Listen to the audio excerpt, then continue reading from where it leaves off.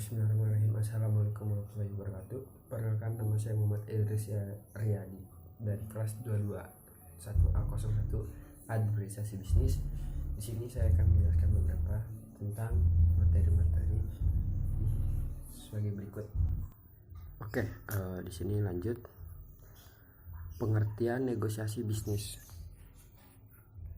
Pengertian negosiasi bisnis merupakan salah satu cara penyelesaian sengketa bisnis yang sudah lama dikenal dan banyak digunakan oleh berbagai pihak dalam menyelesaikan permasalahan ataupun sengketa di antara mereka. Negosiasi merupakan salah satu cara penyelesaian sengketa bisnis yang sudah lama dikenal dan banyak digunakan oleh berbagai pihak dalam menyelesaikan permasalahan ataupun sengketa di antara mereka.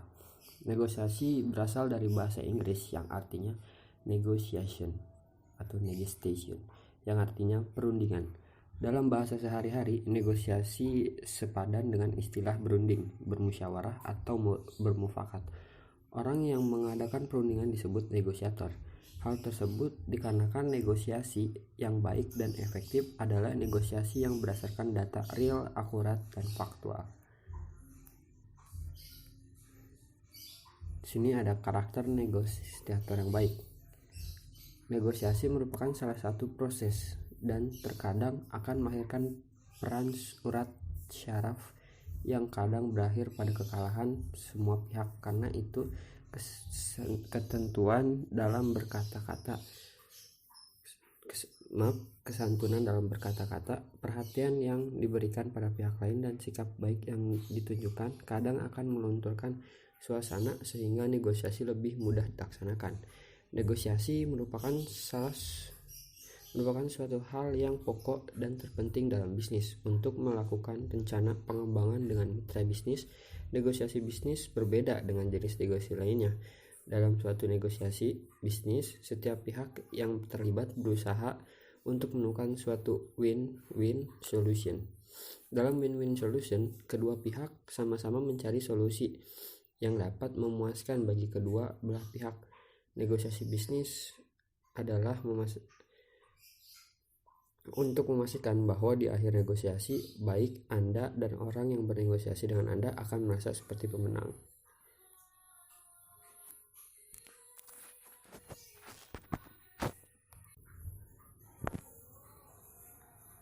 Oke, lanjut. Di sini ada tentang tipe-tipe konsumen.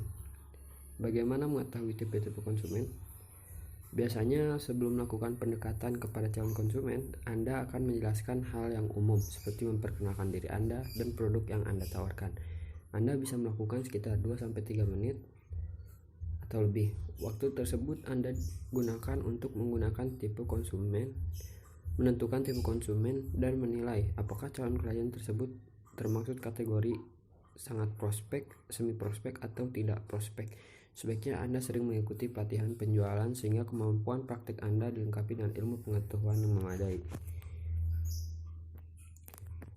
Lalu di sini kita akan mengetahui tipe-tipe konsumen.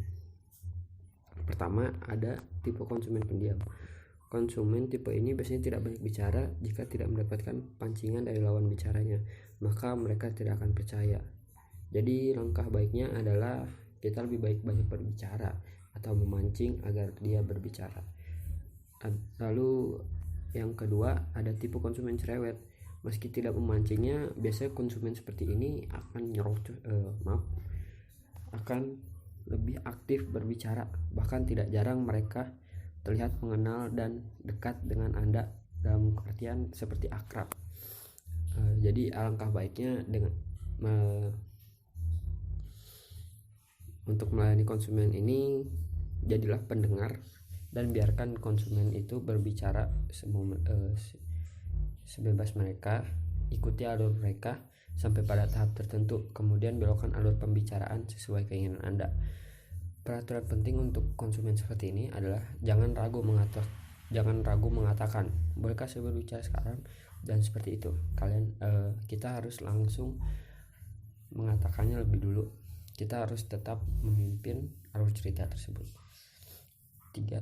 Lalu ada tipe konsumen arogan. merupakan salah satu tipe konsumen yang sulit menerima pendapat orang lain dan selalu menganggap pendapatnya lah yang paling benar. Jika Anda tidak mengenal karakter ini, jangan menyalahkan diri Anda jika presentasi Anda selalu gagal. Konsumen arogan merasa tahu segala hal, termasuk produk Anda sekalipun, dan dalam menghadapinya Anda harus sabar dan tidak boleh tersinggung sama sekali. Cara menghadapi konsumen seperti ini adalah: 1. Beri mereka kesempatan untuk memahami produk Anda sesuai keinginannya. Anda bisa memberikan informasi mengenai produk Anda lewat brosur atau melihat produk sendiri. 2. Jangan coba-coba mengganggu kesendiriannya jika tidak ingin mendapatkan cacian. 3. Anda hanya bisa bertanya apakah Anda sudah jelas tentang produk kami, atau pertanyaan lain yang sejenis. 4. Tipe seperti ini senang dipuji, oleh karena itulah pujilah mereka dengan sopan dan profesional. 4. Tipe konsumen sombong.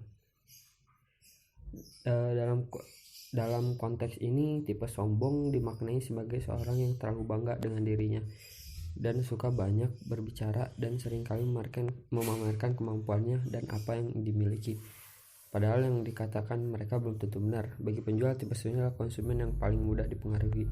Berikut ini adalah tipe yang Anda harus tahu agar mudah menghadapinya. Biarkan mereka berbicara sesuka hatinya. Yang kedua, memberikan kesan seolah-olah Anda menyetujui semua pendapat mereka. Misalnya dengan mengatakan Anda benar, saya setuju dengan Anda, dan pertanyaan lain sejenisnya. 3. Pujilah sesuatu yang mereka banggakan. Misalnya jika konsumen Anda memiliki banyak perhiasan, berikan pujian tentang hal itu. 4. Rayu konsumen Anda untuk menggunakan produk Anda berdasarkan pembicaraan mereka sendiri. Contoh pertanyaan: jika mampu membeli barang mewah seperti yang telah Anda ceritakan, Anda bersedia membeli produk kami. 5. Tipe konsumen hemat. Orang hemat adalah orang yang memperhitungkan untung, rugi, dan manfaat setiap hal yang dibelinya. Konsumen ini memang harus memperhitungkan seberapa besar manfaat yang akan diperoleh jika membeli sesuatu. Namun tipe hemat cenderung berlebihan karena sangat detail dan tidak akan melewatkan satupun perhitungannya. Trik untuk menghadapinya yaitu kalian harus menghitung data produk secara lengkap. 2. Sampaikan manfaat dan fungsi setiap produk kepada konsumen. 3. Jangan pernah mengabaikan perhitungan produk, bahkan perhitungan paling sepele sekalipun. 4. Jangan pernah mengabaikan manfaat dan fungsi produk, bahkan manfaat yang paling minor sekalipun. 6. Tipe konsumen pembanding. Tipe konsumen pembanding adalah konsumen yang sangat paham akan produk yang Anda tawarkan. Bisa jadi konsumen ini justru lebih menguasai produk Anda, bahkan produk kompetitor, jika Anda tidak benar-benar mempelajari produk. Tipe pembanding ini akan selalu membandingkan produk-produk Anda dengan produk kompetitor, biasanya terperosok ke dalam jebakan perbandingannya. Pasti setiap penjual selalu mengunggulkan kualitas produk sendiri dan merendahkan produk pihak lain. Jika Anda tidak menguasai produk, mungkin saja Anda akan mati kutu ketika berhadapan dengan mereka. Trik untuk menghadapinya yaitu kuasai produk semaksimal mungkin dan ilmu presentasi agar menyampaikan tipe pembanding. 2. Pelajari produk-produk sejenis kompetitor. 3. Jangan pernah bersedia masuk ke dalam jebakan membanding-bandingkan produk tanpa memikirkan dampak yang ditimbulkan. 4. Untuk menghadapi tipe ini, jika Anda belum paham betul, sebaiknya mengajak serta ruang rekan kerja senior Anda. Lalu kita lanjut. Di sini ada teknik closing. Teknik closing di dalam dunia bisnis tidak ada yang lebih penting dari closing, atau mungkin lebih familiar dengan deal. Dalam aktivitas closing ini terjadi kesepakatan antara penjual dan pembeli yang kemudian melibatkan transaksi pembayaran di dalamnya. Kita lanjut. Di sini kita akan memberitahu jenis-jenis closingan. Yang pertama itu ada assumptive closing. Ini adalah teknik closing yang paling populer. Assumptive closing, teknik yang satu ini merupakan metode closing yang terbaik dan paling efektif. Bagaimana tidak, sales bertindak untuk mengasumsikan bahwa penawaran yang telah ia berikan sudah disetujui dengan closing penjualan Kenapa begitu? Terkadang calon pelanggan tidak bisa memberikan keputusan secara cepat, tapi ia sangat tertarik dengan produk prospek bisnis tersebut. Lanjut, ada take away closing. Teknik yang satu ini tentu tak asing lagi di telinga kalangan pebisnis. Dengan metode ini, sales bisa menawarkan produk yang eksekutif kepada calon pelanggan. Sesuai konsepnya, take away closing menawarkan barang yang bisa jadi tidak akan pernah ditawarkan lagi atau hanya ada satu kali peluang yang bisa diambil oleh seorang pelanggan. Sebagai contoh, mobil ini cuma ada 3 sekarang di seluruh kota, dan khususnya hari ini Anda diskon 50% buat Anda. Kalau Anda nggak buru-buru order sekarang, mungkin harus tunggu inden 6 bulan lagi. Siapapun orangnya tidak akan suka jika diminta menunggu, betul?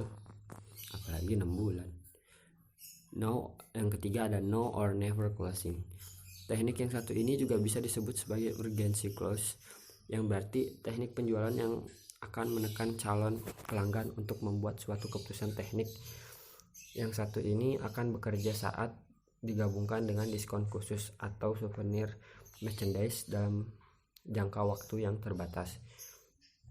Teknik the now or never closing sangat efektif digunakan dalam kondisi ketika calon pelanggan akan membeli produk kita.